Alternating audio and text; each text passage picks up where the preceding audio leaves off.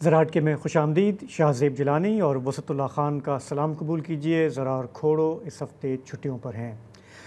ہم نے بار بار دیکھا ہے اپنی زندگی میں، خاص کر کے پاکستان میں، اس خطے میں، کہ اقتدار کا نشہ کچھ ایسا ہوتا ہے کہ اسے قائم و دائم رکھنے کے لیے جو حاکم وقت ہوتا ہے وہ کوئی بھی کام کرنے کے لیے تیار ہوتا ہے. مثلاً مخالف پارٹی پر پابندی لگانا ہو، ان کے لوگوں کو جیلوں میں ڈالنا ہو، مقدمات کرنے ہوں، میڈیا پر پابندی لگانا ہو، سوشل میڈیا کو بند کرنا ہو، الیکشنوں میں دھاندلی کرنا ہو، وہ یہ سب کر گزرتے ہیں جمہوریت کے نام پر. لیکن جب عوام کے غم و غصے کا پیمانہ لبریز ہو جائے، وہ ابل پڑے، تو پھر کبھی کبھی وہ حکمرانوں کو بہا لے جاتا ہے. بنگلہ دیش میں آج جو ڈرامائی دن رہا وہ اسی کا بظاہر شاخسانہ ہے. ہم نے دیکھا کہ وہاں پہ کئی ہفتوں سے مظاہرے ہو رہے تھے. یہ معاملہ شروع ہوا گورنمنٹ کے جو جاب کے جو کوٹاز ہوتے ہیں اس پہ ریزرویشنز تھیں طلباء کو، وہ باہر آئے. اس کے بعد گولیاں چلیں، لاشیں گریں، اور یہ معاملہ اتنا آگے بڑھتا گیا کہ بالآخر آج پرائم منسٹر شیخ حسینہ واجد کو وہاں سے اپنی جان بچا کر بھاگنا پڑا. وہاں کے آرمی چیف وقار الزماں آج ٹی وی پر نمودار ہوئے اور انہوں نے اعلان کیا کہ پرائم منسٹر نے استعفیٰ دے دیا ہے، وہ ملک سے روانہ ہو رہی ہیں. انہوں نے لوگوں سے کہا کہ اب آپ شانت ہو جائیں، پرامن ہو جائیں، اور انہوں نے اعلان کیا کہ اب ہم ایک عبوری گورنمنٹ بنانے جا رہے ہیں. آج دن بھر رپورٹس آئیں کہ وہ اپوزیشن کے جو لیڈرز ہیں، بنگلہ دیش نیشنلسٹ پارٹی ہے، دوسرے ہیں، ان سے ملاقاتیں کرتے رہے. آج ڈھاکہ میں اور بنگلہ دیش کے دیگر شہروں میں ایسے مناظر دیکھنے میں آئے کہ نوجوانوں کا، لوگوں کا ایک سیلاب تھا، خوشیاں منائی جا رہی تھیں. یہ سیلیبریشنز بہت ماس لیول پہ تھیں. لیکن ساتھ ہی پھر یہ مناظر بھی ہم نے دیکھے کہ کئی مظاہرین جو ہیں وہ وزیر اعظم ہاؤس میں، سرکاری عمارتوں میں وہ اندر گھس گئے، وہ سیلفیاں بنا رہے تھے، تصاویر توڑ رہے تھے. بنگلہ دیش کے بانی شیخ مجیب الرحمان کا مجسمہ توڑا گیا، ان کی بھی تصویریں اتاری گئیں.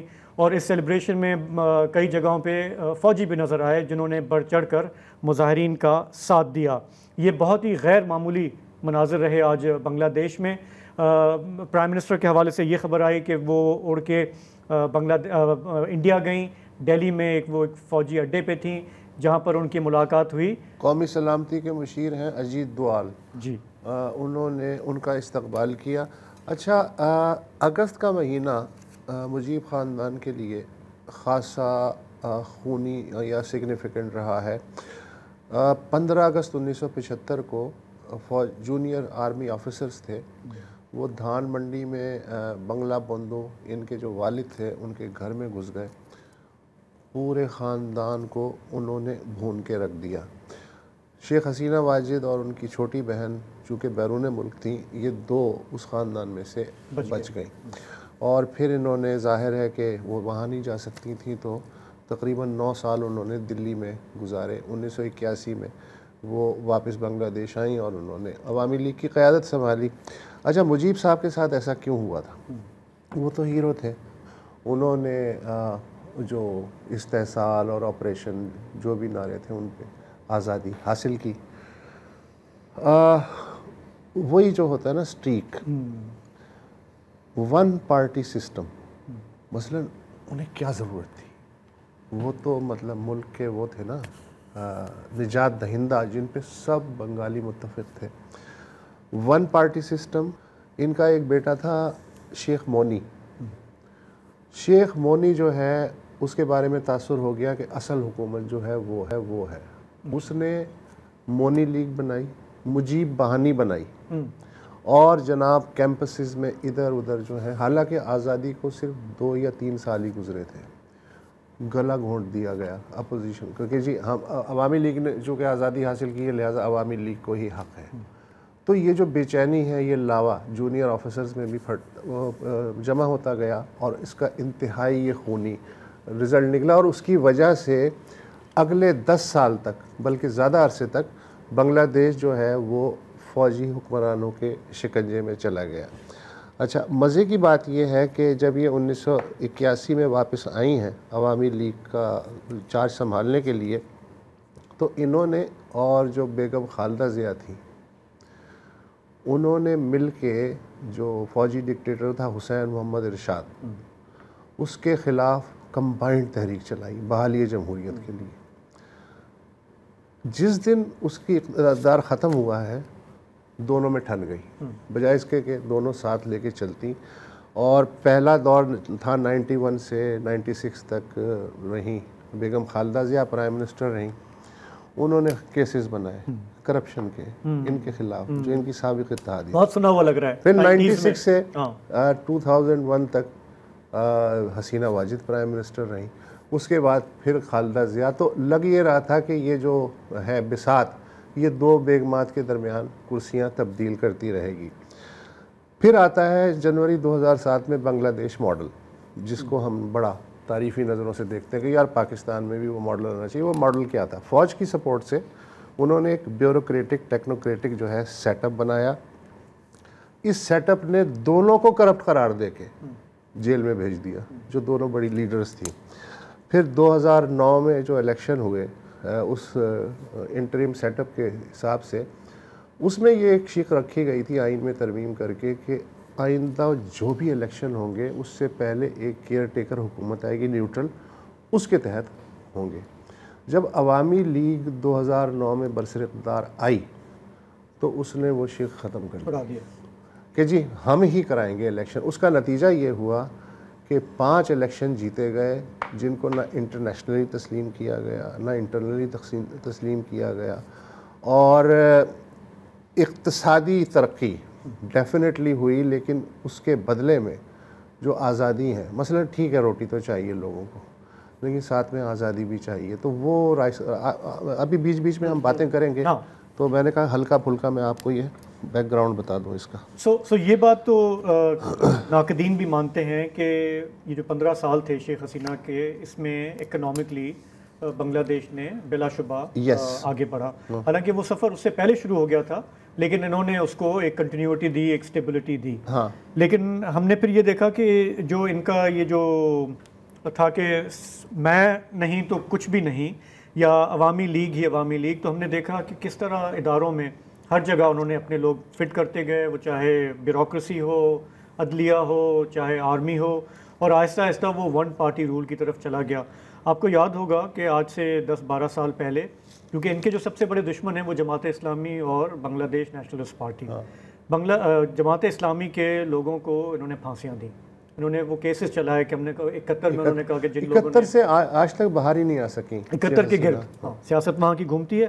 اور یہ لیکن ایک انتہائی قدم تھا کہ اپوزیشن کے اچھا مزے کی بات ہے ضعیف لوگوں کو آپ پھانسی چڑھا دیں. 71 نے ہی آج کا دن دکھایا. کیسے؟ یہ جو آپ نے شروع میں بات کی کہ یونیورسٹی کے جو نوجوان تھے, بنگلہ دیش کی جو 15 سے 24 سال تک کی جو آبادی ہے وہ 40% ہے, ٹھیک ہے.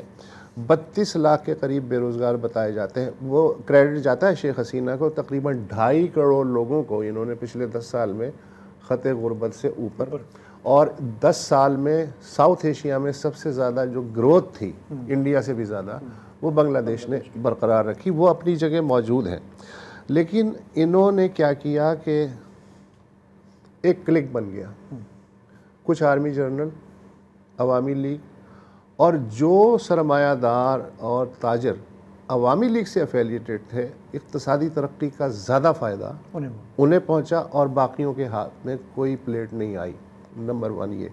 پھر ظاہر چہچہ پیپے ہے, اس کو دبانے کے لیے اخبارات پہ پابندیاں, اور کرپشن کا جو ٹیگ ہے وہ گہرا ہوتا چلا گیا ہے.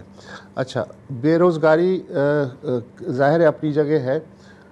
وہ کہانی یہاں سے شروع ہوتی ہے 2 مہینے پہلے سے کہ یونیورسٹی کے بچے جو ہیں وہ کہتے ہیں یار آپ نے 25% جو ملازمتی کوٹا ہے, سرکاری ملازمتی کوٹا, وہ جو جنگ آزادی کے شہداء کے ورثہ ہیں ان کے لیے مختص کیا ہوا ہے. یار کب تک کرو گے؟ اس لیے کہ 50 سال سے زیادہ ہو گئے ہیں, کیا یہ تا قیامت چلاؤ گے؟ تو 2018 میں کیا ہوا, شیخ حسینہ نے اس کو 5% کر دیا, مگر سپریم کورٹ نے وہ فیصلہ جو ہے معطل کر کے کہا نہیں 25% ہی رہے گا. پھر اسی سپریم کورٹ نے 2 ہفتے پہلے کہا 5%. اب یہ بات ہماری سمجھ میں نہیں آئی. جلتی پہ تیل کس چیز نے ڈالا؟ جب یہ انریسٹ شروع ہوئی ہے جولائی میں, تو شیخ حسینہ نے کہا کہ جو یہ احتجاج کر رہے ہیں وہ دراصل رضاکار ہیں. رضاکار کا کیا مطلب ہے؟ رضاکار انہیں کہا جاتا ہے جنہوں نے 1971 میں پاکستانی فوج کا ساتھ دیا تھا. ٹھیک ہے. اچھا بنگلہ دیش میں آج اگر کسی کو آپ رضاکار کہیں گالی تو سیدھی ایک ہے. اس نے جو ہے ایک وہ کیا اور ریئیکشن کیا. اچھا اس ریئیکشن کو بھی نہیں بھانپ سکے. انہوں نے پہلے بھی کئی تحریکیں سپریس کی تھی پچھلے 10 سال میں. الیکشن جس طرح سے جیتے تھے وہ انہوں نے کہا اس سے بھی نمٹ لیں گے. لیکن ہر چیز کا کوئی نہ کوئی آخر ہوتا ہے. بروٹل فورس استعمال کی گئی, پیراملٹری فورس, اور ایک ان کا اسپیشل اسکواڈ تھا پولیس کا. امریکہ نے 2021 میں اس پہ پابندی لگا دی تھی اس کے کچھ افسروں پہ. مطلب وہ اتنی بروٹیلٹی جو تھی ایک فاشسٹ قسم کا سلسلہ تھا. تو اس نے اور طاقت استعمال کی, اس کا ریئیکشن ہوا. جو چھرے والے وہ جو پیلٹ گنز ہیں جو ہم نے سنا تھا کہ انڈین کشمیر میں انہوں نے استعمال کی تھی, وہ چھرے والی بندوقیں پیلٹ گنز جو ہیں وہ سیدھی مظاہرین پہ ہوئیں. اور 200 سرکاری تعداد بتائی جاتی ہے لیکن تقریباً کہا جاتا ہے 800 سے 900 لوگ جو ہیں وہ مارے گئے تھے. ایک ہفتے تک مظاہرین کی سمجھ میں نہیں آیا, لگا یہ کہ وہ دب گئے. ایک ہفتے بعد فرائیڈے کو دوبارہ سے ایک کال آئی کہ ڈھاکہ کی طرف چلو. اچھا سیٹرڈے کو یہ جو ہے نا جنرل صاحب وقار الزماں, انہوں نے قبلہ چینج کر لیا تھا. انہوں نے اپنی جو فوجی قیادت تھی اس کو کہا کہ فوج عوام کے ساتھ کھڑی ہے. سیٹرڈے کو, آج ہے منڈے, تو پھر یہ گیم جو ہے اس طرح سے چینج ہو. تو ہم نے جو مناظر دیکھے ہیں اس میں آج جو سیلیبریشن ہو رہی تھی اس میں ہم نے فوجیوں کو دیکھا کہ وہ کھڑے ہیں, وہ ہوائی فائر کر رہے ہیں. لیکن جو مین کریڈٹ ہے اس پورے اگر اس کو ریولوشن کہیں جو بھی کہیں وہ ہے نوجوانوں کا, اسٹوڈنٹس کا. اور ہم نے ایریل فوٹیج بھی دیکھی ہے کہ اس میں یہ جو اسٹوڈنٹس ہیں یہ ایسا نہیں کہ صرف برگر بچے تھے اس میں, یا اس میں جماعت اسلامی کے ہمدرد تھے, یہ ینگر لوگ ہیں, لیکن اس میں ہر طرح کے ہیں. اور ایک فوٹیج ہم نے دیکھی آج جس میں پوری ایک لمبی شاہراہ ہے اور اس پہ انہوں نے اپنا آرٹ کیا ہوا ہے, اپنے نعرے لکھے ہوئے ہیں. وہ ایک زبردست ڈرون شاٹ ہے جس سے آپ کو پتہ لگتا ہے کہ یہ کتنا ڈیپ تھا. یہ صرف یہ جو ٹرننگ پوائنٹ ہے وہ تو یہ کوٹا سسٹم والی بات تھی, لیکن جو اینگر ہے, وہ 10 سال سے جمع ہو رہا ہے, جو کرپشن کے خلاف جو سینٹیمنٹ ہے, جو نیپوٹزم کے خلاف ہے, وہ بہت ڈیپ تھا. اور وہ لیڈ تو طلباء نے کیا, لیکن بار بار ہم سن رہے تھے گورنمنٹ کی طرف سے کہ جی کہ اس میں پولیٹیکل فورسز کے لوگ آ رہے ہیں جو اس کو کیپٹلائز کر رہے ہیں, ہائی جیک کر رہے ہیں. کیونکہ یہ بات صحیح ہے کہ بی این پی اور جماعت کے اپنے مسائل ہیں بہت شدید. ایسا نہیں ہے کہ نوجوان دیکھ رہے تھے کہ وہ بہتر آلٹرنیٹ ہے, یہ تو ان پولیٹیکل پارٹیوں کو سائڈ پہ رکھ کے آ گیا ہے. اور مجھے اس میں جو پیرل نظر آتا ہے, آپ کو یاد ہوگا جب مشرف صاحب کا دور تھا, لائرز موومنٹ شروع ہوئی.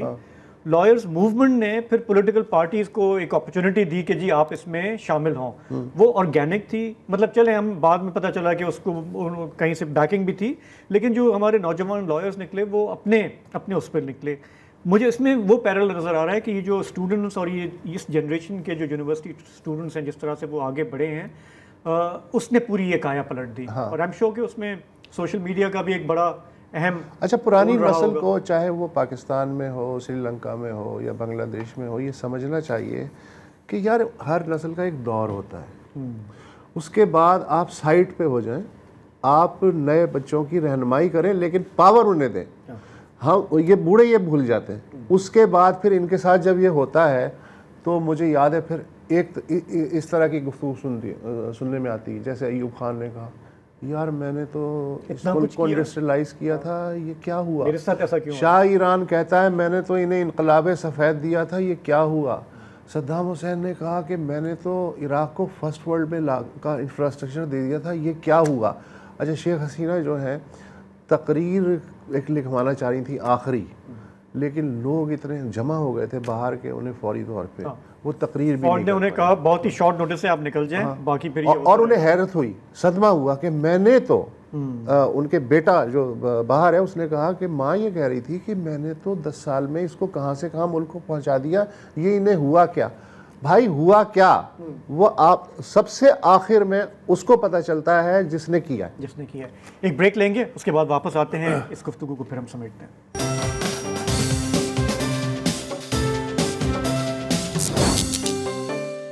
ہم نے دیکھا ہے ماضی میں کئی ملکوں کے جو سربراہان ہوتے ہیں جب وہ اقتدار سے الگ ہوتے ہیں تو وہ لندن کو پریفر کرتے ہیں، وہاں ان کا آنا جانا ہوتا ہے۔ شیخ حسینہ کی جو چھوٹی بہن جو ان کے ساتھ ہیں وہ ڈیول نیشنل ہیں، ان کا برٹن سے تعلق بھی ہے، اور کوئی بعید نہیں کہ جو اگر کرپشن کے الزامات صحیح تھے ان کے خلاف تو ان کے مال ملکیت ملک سے باہر ہوں گے، اور London would serve as a good base for her. ملک میں آرمی چیف وقار الزماں، ساری نظریں ان پر ہیں کہ وہ اب کیا کرنے جا رہے ہیں۔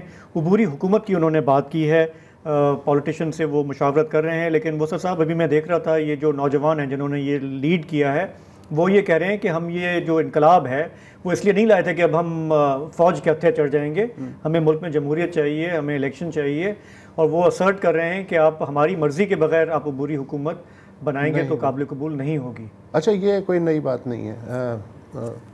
بنگلہ دیش کا جو ہمسایہ بھارت، 80s میں آسام میں ایک اسٹوڈنٹس نے بہت ٹھیک ٹھاک موومنٹ چلائی تھی، نیشنلسٹ موومنٹ چلائی تھی، اور آسام گن پریشد کے نام سے انہوں نے، پھر وہی اسٹوڈنٹس ایک پولیٹیکل پارٹی میں کنورٹ ہو گئے تھے اور انہی اسٹوڈنٹس کی ایکس اسٹوڈنٹس کی حکومت بنی تھی۔ تو یہ تجربہ اس خطے میں نیا نہیں۔ آج میں دیکھ رہا تھا جو کچھ چیزیں، ایک بچی تھی اسٹوڈنٹ، کالج کی تھی یا یونیورسٹی کی، وہ کہنے لگی میرا ملک تو آج دوبارہ آزاد ہوا ہے، ایک 71 میں اور ایک آج آزاد ہوا ہے۔ اچھا، اب مسئلہ یہ ہے کہ 71 کا ہیرو جب وہی صورتحال میں آتا ہے تو زیرو بنتے ہوئے اسے دیر نہیں لگتی۔ مجھے یاد آ رہا ہے JNU میں 2020-21 میں ایک موومنٹ چلی تھی BJP کے خلاف، تو اس میں ایک نعرہ لگا تھا، ہم حکومت نے کہا تھا یہ علیحدگی پسند ہے، فورن ایجنڈے میں کام کر رہے ہیں، تو نعرہ یہ لگا تھا کہ ہمیں دیش سے نہیں دیش میں آزادی چاہیے، یہ تھا۔ تو آج یہ جب کہہ رہی تھی نا میرا ملک دوبارہ آزاد ہوا، یہ بچی تو آلموسٹ وہ کر رہی تھی۔ اچھا، وقار الزماں جو جنرل ہیں وہ مجھے تھوڑا سا ان پہ ترس بھی آ رہا ہے، 1.5 ماہ پہلے ہی انہوں نے سپہ سالاری سنبھالی ہے۔ اس سے پہلے جو ہیں یہ شیخ حسینہ واجد پرائم منسٹر کے پرنسپل سٹاف آفیسر رہے ہیں، اور کہا یہ جاتا ہے کہ یہ ان کے دور کے رشتہ دار بھی ہیں۔ تو میرا خیال ہے کہ اب انہیں زیادہ محتاط ہو کے آگے بڑھنا ہوگا۔ جو چیلنجز ہیں وہ بڑے سیریس قسم کے ہیں۔ ایک تو یہ ہے کہ حکومت کی ریٹ، فوری ریٹ وہ اسٹیبلش کرنی ہے، اور اس کے لیے اب مزید سختی نہیں کی جا سکتی، ڈائیلاگ کرنا پڑے گا۔ پریشر بہت آئے گا اسٹوڈنٹس کی طرف سے، ظاہر ہے وہ پرجوش ہیں اور انہوں نے قیادت کو لیڈ بھی کیا ہے، اور وہ چاہیں گے کہ جو بھی عبوری سیٹ اپ ہو اس میں ان کی آواز سنی جائے۔ اچھا، کیا کیا نہیں کرنا ہے، وہ یہ ہے کہ جو اکانومی کو ایک کلک کے ہاتھوں میں دے دیا گیا تھا ترقی کے نام پہ، اس کلک سے اکانومی کو نکالنا ہے، یہ سب سے بڑا چیلنج ہے۔ مخالفین کو کچلنے کے لیے ایک جو اسپیشل پولیس اسکواڈ بنایا گیا تھا، میرا خیال ہے کہ جو بھی عبوری حکومت بنے گی اسے توڑنا پڑے گا یا اس کو ری آرگنائز کرنا پڑے گا۔ اچھا، میڈیا اور انٹرنیٹ پہ کنٹرول، یہ پچھلے 10 سال میں مستقل رہا ہے، یہ اب شاید نہیں چلے گا، کم از کم اگلے کچھ سال تک، ہو سکتا ہے اس کے بعد صورتحال یا فوری طور پر تو چیزوں کو ریلیکس کرنا ہوگا۔ اچھا، سیاسی سرگرمیوں کو پچھلے 10 سال میں پرتشدد انداز میں کچلا گیا، 80 سے زائد لوگ جبری طور پہ لاپتہ ہوئے، اور اس کے علاوہ جو ایکسٹرا جوڈیشل کلنگز تھی سیاسی مخالفین کی اور ورکرز کی، وہ ٹھیک ٹھاک ہوئی ہیں۔ متعدد بیرون ملک چلے گئے، انہیں واپس لانا ہوگا۔ اچھا، جو ملک میں تھے ان میں سے بہت سے سائٹ پہ ہو گئے تھے، ان کو بھی فعال کرنا ہوگا، وہ بھی ظاہر ہے کہ تو دیکھیں یہ آپ نے بالکل ٹھیک کہا، لیکن ہم ملک کی تاریخ دیکھ لیں 53 ایئرز اولڈ کی، تو کوئی 21 سال فوج نے ڈائریکٹ رول کیا، پھر وہ جو بعض سال تھے جس میں BNP وغیرہ تھی، وہ بھی کہتے ہیں کہ وہ فوج کی بیکنگ سے چل رہی تھی۔ تو انسٹیٹیوشن کا ایک ڈیپ انٹرسٹ رہا ہے ملک کو چلانے میں اور وہ کرنے میں، اور ابھی بہت اسکیپٹسزم ہے کہ یہ جو وقار الزماں صاحب ہیں یہ جو باتیں کر رہے ہیں ابھی تو 24 گھنٹے بھی نہیں ہوئے ان کو سنبھالے ہوئے، لیکن آہستہ آہستہ سے یہ نشہ چڑھے گا۔ اس دفعہ جو پیپلز پاور کا وہ سامنا کر رہے ہیں تو ان کے پاس زیادہ سپیس ہے نہیں، خیریت اسی میں ہوگی کہ جو بھی عبوری حکومت بنے اور وسیع تر بنے، پولیٹیکل فورسز کو اس پہ شامل کیا جائے، ٹیکنوکریسی کو بھی شامل کیا جائے، اس کا مین کام یہ ہو کہ لوہا گرم ہے، الیکشن کروا دیے جائیں اور ٹرانسپیرنٹ ہو، اس میں کھل کے سامنے آ جائے گا کہ کس کے پاس کیا ہے۔ لیکن اگر انہوں نے کہا مثبت نتائج ہم پہلے دیکھتے ہیں، ملکی حالات، معیشت اجازت نہیں دے رہی، فلانا فلانا، تو یہ پھر اس دلدل میں پھنس جائیں گے۔ اس میں سب سے بڑا نقصان بنگلہ دیش کا یہ ہوگا کہ ان کا جو اکانومی کا سفر ہے ایک وہ سٹیگننٹ ہو جائے گا، دوسرے دوبارہ سے وہ جو 90s کی سیاست ہے وہ آپس میں آ جائے گی، کنگ میکری جو ہے وہ دوبارہ شروع ہو جائے گی، اور بنگلہ دیش اس وقت معاشی طور پہ جس لیول پہ ہے اور جاگروکتا کے حساب سے، ہمارے ہاں تو اسٹوڈنٹ پالیٹکس جو ہے وہ ایسٹ پاکستان کے جانے کے بعد تقریباً ختم ہی ہو گئی تھی، اور جب تک ایسٹ پاکستان تھا متحدہ پاکستان میں تو آپ یہ دیکھیں کہ مزدور اور جو طلباء ہیں وہ لیڈ کیا کرتے تھے کسی بھی سیاسی تحریک کو۔ تو اس میں سر یہ بھی دیکھنا ہوگا کہ ابھی یہ جو جا کے انہوں نے سب سے پہلے ملاقات کی ہے بھارت کے نیشنل سیکیورٹی ایڈوائزر سے، بھارت کے بڑے سٹیکس ہیں وہاں پہ، بڑی انوالومنٹ رہی ہے اس حکومت کو فائنینشیل سپورٹ دینے میں، پولیٹیکل سپورٹ دینے میں، تو وہ بھی بہت دیکھ رہے ہوں گے کہ جی کہ آگے جو بھی سیٹ اپ آ رہا ہے آرمی چیف کیا کرنے جا رہے ہیں، دے ہیو اے بگر سے۔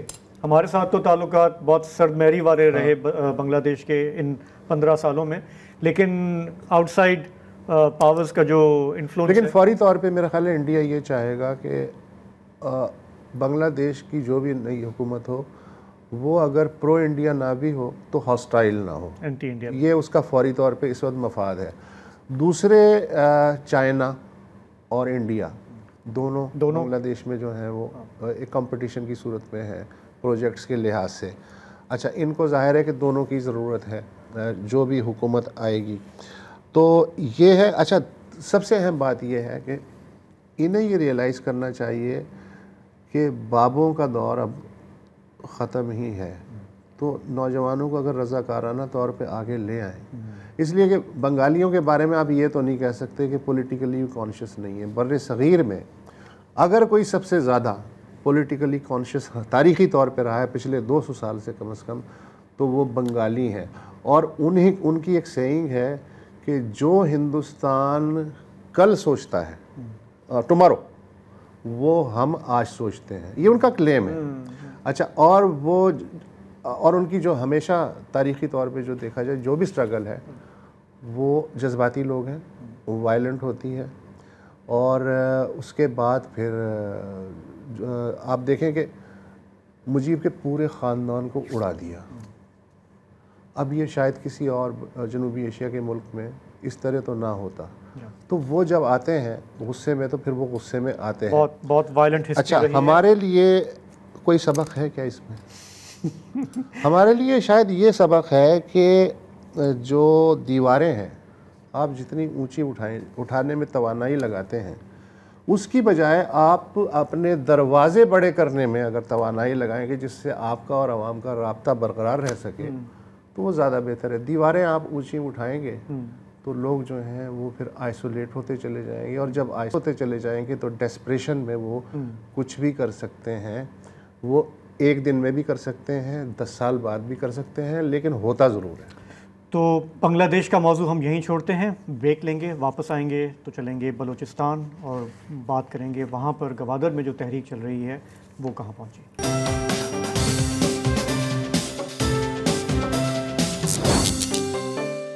Welcome back. ابھی خبر آئی ہے کہ بنگلہ دیش میں عام معافی کا اعلان کر دیا گیا ہے تاکہ حالات جو ہیں وہ تیزی سے معمول پہ لایا جا سکیں، اور یہ بھی خبر ہے کہ بیگم خالدہ ضیاء جنہیں 2018 میں 17 سال قید کی سزا ہوئی تھی کرپشن کی، ان کی رہائی کا بھی شاید حکم جاری ہو گیا ہے۔ اندرون ملک ہم پاکستان میں اگر دیکھیں تو ISPR کے جو DG ہیں لیفٹیننٹ جنرل احمد شریف چودھری، آج انہوں نے بریفنگ دی، اور 2-3 بڑی انٹرسٹنگ چیزیں ہیں۔ انہوں نے کہا کہ ISPR کے مطابق ایک مراسلے میں تمام سرکاری محکموں اور وزارتوں کو ہدایت کی گئی ہے کہ وہ کالعدم TTP کے لیے فتنہ الخوارج کی اصطلاح استعمال کریں، اور دہشت گردی سے منسلک افراد کے لیے مفتی یا حافظ جیسے القابات لگا کے ان کی عزت افزائی نہ کریں۔ اب مجھے نہیں معلوم کہ اس سے حقیقی دہشت گردی پہ کتنا فرق پڑے گا۔ اس کے علاوہ انہوں نے اس بات پہ بھی مایوسی کا اظہار کیا کہ جو ڈیجیٹل دہشت گردی، یہ ٹرم 30 مئی کو ہماری ڈکشنری میں داخل ہوئی تھی۔ ڈیجیٹل ٹیررزم کو روکنے میں موجودہ ملکی قوانین جو ہیں وہ مؤثر ثابت نہیں ہو رہے ہیں۔ جعلی خبریں، پروپیگنڈا اور ملاوٹ زدہ تصاویر کی سوشل میڈیا پہ بدستور اشاعت جاری ہے۔ اس کا مقصد لوگوں میں بدظنی اور نفاق پھیلانا ہے۔ البتہ فوج سنجیدہ ہے اور ایسے عناصر کے خلاف اندرون اور بیرون ملک قانونی راستہ اختیار کرے گی۔ پھر انہوں نے بلوچستان کے بارے میں بھی اپنے خیالات کا اظہار کیا۔ انہوں نے کہا کہ بلوچ یکجہتی کمیٹی، جس کی رہنما ڈاکٹر معروف بلوچ ہیں، بلوچ یکجہتی کمیٹی کی قیادت دہشت گرد تنظیموں، کرمنل مافیا کی طفیلی ہے۔ اس کا مقصد قانون نافذ کرنے والے اداروں کو بدنام کرنا اور اسمگلروں اور جرائم پیشہ افراد کے خلاف مہم رکوانا اور صوبے کے ترقیاتی منصوبوں کو متنازع بنانا ہے۔ غیر ملکی فنڈنگ کے ذریعے سادہ لوگوں کو اکٹھا کر کے ریاستی ریٹ کو چیلنج کرنا اور ریاست کے جوابی اقدامات پر معصوم بن جانا، اور گوادر میں جو بلوچ قومی اجتماع ہے یہ ایک ڈرامہ ہے۔ یہ جنرل صاحب کے خیالات تھے۔ جو گراؤنڈ پہ ہے اس سے اطلاعات آ رہی ہیں، اس کے مطابق یہ ہے کہ اگرچہ 2 اگست کو صوبائی حکومت اور کمیٹی کے درمیان دھرنا ختم کرنے کے لیے شاید سمجھوتا ہو گیا تھا، مگر احتجاجیوں کے خلاف صوبے کے مختلف علاقوں میں تازہ کارروائیوں کے سبب پھر بات چیت میں تعطل آ گیا۔ اس وقت شاید 5 مقامات کے بارے میں اطلاع ہے کہ وہاں دھرنا جاری ہے اور سوشل میڈیا پہ اس بارے میں متضاد خبریں ہیں۔ بلوچ یکجہتی کمیٹی کا مطالبہ ہے کہ بلوچ قومی اجتماع میں آنے والے جن شرکاء کو گرفتار کیا گیا ہے انہیں رہا کر کے ان کے خلاف جو پرچے کاٹے گئے ہیں وہ واپس لیے جائیں۔ جو لوگ اس دوران ہلاک و زخمی ہوئے ہیں ان کی FIR میں جو ذمہ دار ہیں ان کے نام شامل کیے جائیں۔ البتہ گوادر شہر میں جو معمولات زندگی ہیں، کہا جا رہا ہے کہ جزوی طور پہ بحال ہونا شروع ہو گئے ہیں۔ کچھ علاقوں میں انٹرنیٹ تو ہے مگر موبائل سروس مسلسل معطل ہے۔ دھرنوں کی وجہ سے گوادر مکران ڈویژن جو ہے اس میں اشیاء ضرورت کی جو قلت ہے وہ بھی محسوس کی جا رہی ہے۔ حق دو تحریک کے مولانا ہدایت الرحمان، ان کا کہنا ہے کہ کراچی سے خوراک اور بنیادی اشیاء لانے والی ٹرانسپورٹ کی راہ میں رکاوٹیں ڈالی جا رہی ہیں۔ البتہ RCD ہائی وے جو کوئٹہ اور کراچی کو ملاتی ہے وہاں اطلاع ہے کہ ٹریفک جزوی طور پہ بحال ہے۔ مطلب مسئلہ جزوی طور پہ تو حل ہوا ہے لیکن مکمل حل نہیں ہوا ہے۔ جی، اور میرا خیال ہے کہ کراچی میں بھی ہم نے دیکھا 1-2 دن پہلے یہاں پریس کلب کے باہر مظاہرہ ہوا تھا۔ وہ جو مظاہرین ہیں آرٹس کونسل سے پریس کلب ہارڈلی کوئی 1000 گز کا فاصلہ ہے، وہاں تک بھی نہیں چھوٹا سا مارچ کرنا چاہ رہے تھے، اچھا لیکن ان کو بھی اٹھا کے پولیس کی گاڑیوں میں ڈالا، لے گئے تھے بھی مٹھی بھر عناصر تھے بھی وہاں، زیادہ نہیں تھے، لیکن یہ کہ وہ بھی بیچارے۔ تو کیوں وہ صاحب کیوں ہماری حکومت ہل جاتی ہے اتنے چھوٹے چھوٹے، اور وہ بھی پرامن مظاہرے سے، وہاں پہ کچھ بھی نہیں تھا، مطلب چلے مطلب 1 درجن خواتین ہوں گی۔ کچھ ایشوز بہت سینسیٹیو ہوتے ہیں، سینسیٹیو ہوتے ہیں، سینسیٹیو، تو ان کی طرف وہ کہتے ہیں کہ آپ نہ دیکھیں تو زیادہ اچھا ہے، اور اگر دیکھنا ہی ہے تو ہماری طرف دیکھیں، یہ ہوتا ہے۔ تو مطلب آپ کہہ رہے تھے بلوچستان بنگلہ دیش کی سٹوریز ہم کیا سیکھیں گے؟ مجھے نہیں لگتا ہم کچھ سیکھیں گے، یہ ایسے ہی چلتا رہے گا۔ تو میرا خیال ہے کہ ہم اب بلوچستان سے نکلیں اور برطانیہ کا رخ کریں، سیدھے وہیں چلتے ہیں، اسی میں ہماری عافیت ہے۔ تو برطانیہ میں آپ نے دیکھا ہوگا کہ پچھلے چند دنوں میں جس پیمانے کی ہنگامہ آرائی، توڑ پھوڑ، جلاؤ گھراؤ ہوا ہے، کچھ ملکوں نے تو ایڈوائزری جاری کر دی ہے کہ آپ برطانیہ، یار یہ بھی دن دیکھنا تھے۔ تو اب میں خود حیران ہو گیا کیونکہ اب ہم اتنا عرصہ برطانیہ میں رہے ہیں، لیکن میرا نہیں خیال کہ ایک لمبے عرصے میں ہم نے کچھ اس طرح کے واقعات دیکھے ہیں۔ تو ہوا کچھ یوں کہ کئی سارے شہر برطانیہ کے، جن میں لیورپول ہے، برسٹل ہے، مانچسٹر ہے، بیلفاسٹ ہے، ہل ہے، سٹوک ہے، اور بھی کئی شہر ہیں جہاں پہ سفید فام انگلش ڈیفنس لیگ کے جو سمجھے حامی ہوتے ہیں، ہمدرد ہوتے ہیں. یہ ایک فار رائٹ تنظیم ہے جو اسلام مخالف ہے، جو امیگریشن مخالف ہے، اور ان کا اثر و رسوخ بڑھتا گیا ہے. ان لوگوں کے بہت سارے مظاہرے ہوئے جس میں یہ جلاؤ گھراؤ ہوا، اور کم از کم 2 شہر ہیں، رودرم اینڈ ٹیمورتھ، جہاں پہ اسائلم سیکرز کا جو ہاسٹل تھا یا ہوٹل تھا اس میں انہوں نے توڑ پھوڑ کی، جلاؤ گھراؤ کیا. سوشل میڈیا پہ جو فوٹیج چل رہی ہے اس میں یہ نظر آ رہا ہے کہ یہ کراؤڈ کتنا آپے سے باہر ہے، اور پولیس کو انہوں نے بالکل آؤٹ نمبر کیا ہوا ہے، اور اس میں بہت سارے لوگ جو ہیں وہ تقریباً نیو فیشسٹ لگ رہے ہیں. ان کی شاید 4 سیٹیں بھی انہوں نے جیتی ہیں اس دفعہ. اس الیکشن میں ان کا ووٹ بینک بڑھا ہے، انہوں نے 4 سیٹیں بھی لی ہیں. تو یہ سب کچھ ہوا. اس کے بعد یہ جو نئے پرائم منسٹر ہیں انہوں نے وہاں پہ کوبرا کا اجلاس ہوتا ہے. کوبرا ایک کمیٹی ہے جہاں پہ یہ ہائی لیول نیشنل سیکیورٹی کے معاملات کی ایمرجنسی میٹنگ ہوتی ہے.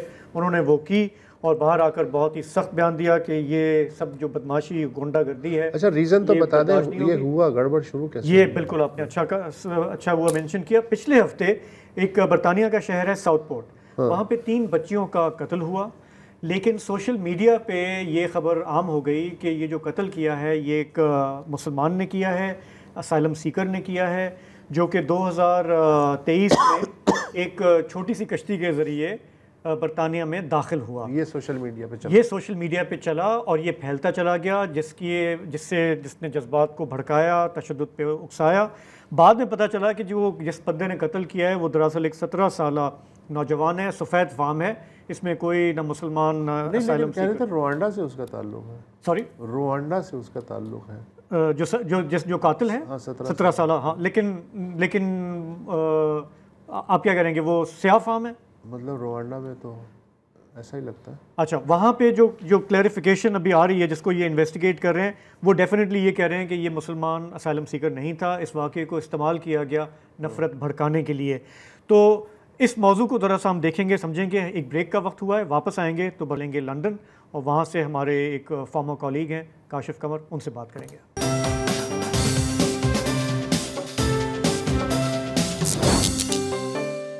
تو برطانیہ میں حالیہ توڑ پھوڑ کے جو واقعات ہوئے ہیں بڑے پیمانے پر، اس کے بعد گورنمنٹ نے کوئی 400 سے زائد لوگوں کو گرفتار کر لیا ہے، اور پرائم منسٹر کیئر سٹارمر نے کہا ہے کہ ایک سٹینڈنگ آرمی ہے پولیس آفیسرز کی، کہ اب اگر کسی نے یہ حرکتیں کی تو ان کا فوراً بندوبست کیا جائے گا. تو جس طرح ابھی ہم بات کر رہے تھے کہ اس دفعہ یہ سب بڑھانے میں سوشل میڈیا کا بڑا کردار رہا. جھوٹ، تشدد پر اکسانا، نفرت. اور اس میں ایک نام ہے جو بار بار سامنے آ رہا ہے، اور وہ ہے ٹامی رابنسن. اب یہ ہیں کو founder of English defence league, جو فار رائٹ گروپ ہے، سفید فام نسل پرست گروپ جو کہ اسلام مخالف ہے، امیگریشن مخالف ہے. ٹامی رابنسن پر کئی مقدمات ہیں، کنٹیمپٹ آف کورٹ سے لے کر وائلنس اور یہ اور وہ. اچھا، وہ بہت ایکٹیو ہیں، مطلب لائیو کامنٹری کر رہے ہوتے ہیں، لوگوں کو اکسا رہے ہوتے ہیں کہ ادھر جمع ہو جاؤ، یہاں پہ یہ کرنا ہے، وہاں پہ یہ کرنا ہے، فلاں مرکز فلاں مسجد پہ حملہ کرنا ہے، وغیرہ وغیرہ. ٹھیک ہے نا. اچھا، وہ خود کہاں ہے؟ وہ خود برٹن میں نہیں ہے. پتہ یہ چلا کہ وہ کچھ دن پہلے ان کو کوئی وہ ضمانت ملی تھی عدالتی کیس میں، تو لوگوں نے کہا وہ خود کہاں ہے، وہ اتنا ایکٹیو ہے سوشل میڈیا پہ. پتہ یہ چلا کہ وہ سائپرس میں ویکیشن منا رہے ہیں، کسی بہت ہی اعلیٰ نفیس قسم کے ہوٹل میں آرام سے اپنے بیوی بچوں کے ساتھ، اور وہاں سے وہ اپنا کام جاری رکھے ہوئے ہیں چھٹیوں میں بھی. تو ٹامی رابنسن کے لیے بہت سارے لوگ کہہ رہے ہیں کہ انہوں نے جو تباہی پھیر دی ہے وہاں پہ صرف اپنے سوشل میڈیا پاور کی وجہ سے، یہ اس کا ہم ایک شاخسانہ دیکھ رہے ہیں. اور کچھ لوگ اب برٹن میں کہہ رہے ہیں کہ کیا انگلش ڈیفنس لیگ کو کالعدم تنظیم قرار دیا جائے گا یا نہیں. تو یہ وہاں پہ ایک ڈسکشن چل رہی ہے. ہم سیدھے چلتے ہیں جہاں سے ہمارے دوست فارمر کولیگ کاشف قمر ہمیں جوائن کر رہے ہیں. کاشف، آپ لندن میں ہیں. یہ جو ابھی ہم نے ذکر کیا برطانیہ کے کافی شہروں میں ہنگامہ آرائی ہوئی ہے، آپ نے اپنے ارد گرد کیا محسوس کیا ہے کہ اس کے اثرات کمیونٹی پہ کیا نظر آ رہے ہیں؟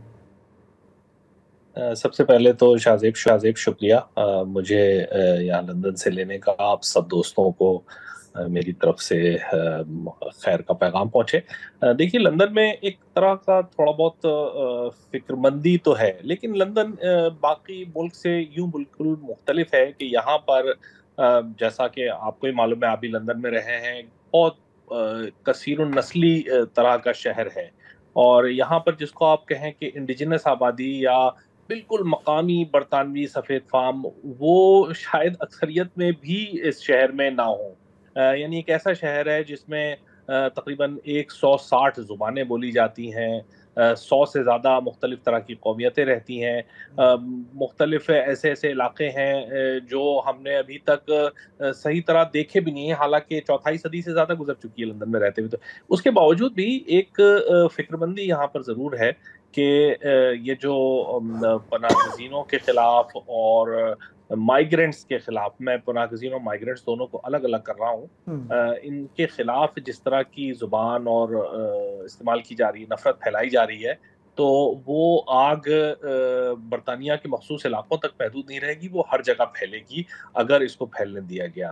تو یہ فکر مندی تو ضرور ہے، لیکن باقی ملک کی مثلاً رودرم، شیفیلڈ، ساؤتھ پورٹ، لیڈز وغیرہ، ان علاقوں کی بنسبت لندن میں اس طرح کے واقعات چونکہ ہوئے بہت ہی کم ہے، اکا دکا اور بہت ہی کم شدت کے ساتھ، تو یہاں پر اس کا اثر اس طرح دیکھنے میں نہیں آیا. اچھا کاشف، یہ بتائیے کہ یہ میں حالانکہ ڈائریکٹ لنک نہیں کرنا چاہ رہا، لیکن پھر بھی یہ جو ابھی الیکشن ہوئے ہیں برطانیہ میں، اس کے بارے میں بتائیے کہ نسل پرست جو جماعتیں ہیں ان کا ووٹ بینک بڑھا ہے، is it right? Vote bank آپ کہہ بھی سکتے ہیں ایک طریقے سے بڑھا ہے، لیکن آپ لنک نہ بھی کرنا چاہیں تو یہ ڈائریکٹلی لنک ہے وسعت. یہاں پر جو سابقہ حکومت تھی کنزرویٹو پارٹی کی، ان کی پالیسی کا بنیادی محور جو تھا وہ مائیگرنٹس کے خلاف ساری گفتگو تھی، اور وہ اس کے کلیدی رہنما مستقل طور پر مائیگرنٹس کو برطانیہ کے تمام مسائل کی جڑ قرار دیتے تھے. سویلا براورمین، وہ کنزرویٹو پارٹی کی قیادت حاصل کرنے کے لیے انہوں نے جس طرح کی زبان نفرت انگیز استعمال کی، خاص طور پہ مسلمانوں کے خلاف. ان سے پہلے ایک اور ہوم سیکرٹری ہوتی تھی پریتی پٹیل، انہوں نے جس طرح کی زبان استعمال کی. خود سابق وزیر اعظم بورس جانسن نے جو لہجہ اختیار کیا اور جس طرح کی گفتگو کی، نہ صرف بریگزٹ کی کیمپین کے دوران بلکہ اس سے ایک پوری جو ہے نا وہ ماحول بنا سارے کا سارا کہ بھائی مائیگرنٹس ہی برطانیہ کے سارے مسائل کی جڑ ہیں، اور وہ آ کر کے مقامی لوگوں کے وسائل پہ قبضہ کر رہے ہیں، ان کی سہولیات پہ قبضہ کر رہے ہیں. تو یہ تو ساری، میں تو سمجھتا ہوں کہ ایسا لگ رہا تھا جیسے برطانیہ میں پوری کیمپین پچھلے الیکشن کی اسی موضوع پر چلائی جا رہی تھی. سو کنزرویٹو پارٹی کا جو نرم رویہ ہے ان لوگوں کی طرف، اس سے ان کی حوصلہ افزائی ہوئی، اور پھر ہم نے دیکھا کہ ریفارم پارٹی، نائجل فراج جس کے لیڈر ہیں، انہوں نے اس دفعہ سیٹیں لی ہیں نا، زیادہ سیٹیں لی ہیں اس الیکشن میں. جی انہوں نے 4 سیٹیں لی ہیں، لیکن جو اہم بات ہے وہ یہ ہے کہ نفرت کی سیاست اصل میں تو آپ یہ کہیے کہ دیر از نو اینڈ آف دا پٹ، کہ آپ جب یہ نفرت کی سیاست شروع کرتے ہیں نا تو پھر اس کا کوئی اختتام یوں نہیں ہوتا کہ آپ سے زیادہ نفرت انگیز بات وہ کرتا ہے جو آپ سے پیچھے ہوتا ہے، پھر جو آگے آنے کی خواہش دل میں رکھتا ہے وہ اس سے بھی بڑھ کر نفرت انگیز بات کرتا ہے. کنزرویٹو پارٹی کے ساتھ بھی یہی ہوا ہے. ایک برطانیہ کے اندر ایک طرح کی انہوں نے فضا بنانے کی کوشش کی تھی اپنی پہلی حکومت کے دور میں، اور ڈیوڈ کیمرن کی جو حکومت تھی اس کا شاخسانہ تھا کہ ڈیوڈ کیمرن کو بریگزٹ پر ریفرینڈم کرانا پڑا. ریفرینڈم سارے کا سارا مائیگرنٹس کے خلاف جو ہے نا وہ نعروں پر لڑا گیا. پتہ یہ چلا بعد میں کہ مائیگرنٹس کی وجہ سے تو برطانیہ کو شاید فائدہ تو ہو رہا ہو، بریگزٹ کے نتیجے میں جو نقصان ہوا وہ اس سے بہت کئی گنا زیادہ تھا. لیکن جب بات ایک بار چھڑ چکی تھی، ڈیوڈ کیمرن اپنے وزارت عظمیٰ سے گئے، اور اس کے بعد پھر جو کچھ ہوا کہ اپنا پے در پہ وزیر اعظم آتے رہے، اور وہ آ کر کے ایک دوسرے کی یہ کوشش کرتے تھے، ان کی ٹانگیں کھینچنے والے، ہر وزیر اعظم کی ٹانگ کھینچنے والا ایک کوشش کرتا تھا کہ پہلے سے بڑھ کر نفرت انگیز بات کرے. بالکل. تو کاشف بس ہمارے پاس اب تھوڑا سا ٹائم ہے، میں یہ جاننا چاہ رہا ہوں کہ جس طرح یہ جو کچھ ہوا ہے اس پہ ایک تو ہمارے جو مسلم آبادی ہے یا جو برٹش پاکستانیز ہیں ان کا کیا آپ کو ری ایکشن دیکھنے میں آیا ہے، اور کیا گورنمنٹ نے جس طرح سے رسپونڈ کیا ہے اس سے لوگ مطمئن ہیں؟ دیکھیے ایک بات تو یہ کہ مسلم آبادی میں ظاہر فکر زیادہ ہے، لندن بڑا شہر ہے، برمنگھم ہے، بریڈفورڈ ہے، ان بڑے شہروں میں یہ فکر زیادہ نہیں ہے، چھوٹے مقامات پر زیادہ ہے. لیکن جو سب سے حوصلہ افزا بات ہے وہ یہ ہے کہ برطانوی سماج میں، خود معاشرے میں یہ فکر موجود ہے کہ اس ڈھلان کی کوئی حد نہیں ہے. اگر ہم اس پر گرتے چلے گئے نا تو نیچے سے نیچے ہی جائیں گے. تو بہت ساری جگہوں پہ، خاص طور پہ ساؤتھ پورٹ میں جو ہنگامہ ہوا، مطلب مسجد کے باہر غلط اطلاع سے، بالکل جھوٹی خبروں پر جو مظاہرہ ہوا اور مسجد کو نشانہ بنایا گیا، مقامی آبادی، جو مقامی لوگ تھے، آس پاس رہنے والے تھے، وہ باہر نکل کے آئے. اور یہ صرف وہیں پر نہیں ہوا، اس کے بعد اگلی جگہوں پر بھی، ٹیمورتھ میں، شیفیلڈ میں، لوگوں نے مقامی مسلم آبادی کی حوصلہ افزائی بھی کی. اس سے یہ اشارہ ملتا ہے کہ برطانوی سماج میں اس بات کی گنجائش موجود ہے کہ وہ نفرت کی ان آوازوں کو دبا سکتے ہیں. حکومت کا جہاں تک رد عمل ہے، انہوں نے بڑے فیصلہ کن انداز میں ابھی تک کارروائی کی ہے، اور اس کی سب سے بڑی وجہ یہی ہے کہ لیبر پارٹی روایتی طور پر مائیگرنٹس کے خلاف آوازوں کی مخالفت کرتی رہی ہے، اور ظاہر نئی حکومت آئی ہے. کیئر اسٹارمر کو یہ بھی دکھانا ہے کہ وہ ایک مضبوط اور فیصلہ کن اقدامات کرنے والے وزیر اعظم ہیں. تو حکومت خاصے سخت اقدامات کر رہی ہے. 400 سے زیادہ لوگ گرفتار ہوئے ہیں، ان کی پیشیاں باقاعدہ عدالتوں میں آج سے شروع ہو چکی ہیں. فوراً مطلب کوئک جسٹس جو ہے، اسپیڈی ٹرائلز ان کے ہوں گے. کاشف قمر، آپ کا بہت بہت شکریہ. بڑے عرصے بعد آپ سے بات، انشاءاللہ پھر بھی آپ سے رابطے میں رہیں گے. سو دیکھیے، یہ آپ کو یاد ہے یہ مثالیں دے رہے تھے ہمارے یہاں نا، جب بھی ہمارے یہاں اس طرح کے واقعات ہوتے ہیں کہ جی کہ عدالتیں فیصلے. اچھا، وہاں ریاست بے بس کیوں نہیں ہے؟ ہاں، وہاں دیکھیں، آئی گیس یہی جو کاشف نے بات کہی کہ ایک تو سماج کا اپنا ریئیکشن بہت میٹر کرتا ہے. ہمارے ہاں جب تشدد وغیرہ ہوتا ہے تو مین سٹریم خاموش رہتا ہے نا، ہم لوگ کھل کے نہیں آتے. اور پھر گورنمنٹ کے تو اپنے مسائل ہیں ہمارے، اس پہ تو رونا اپنا روتے رہتے ہیں. فی الحال ہمارے پروگرام کا وقت یہیں ختم ہوا. ہمیں اجازت دیجیے، کل آپ سے پھر ملاقات ہوگی. خدا حافظ، شب بخیر.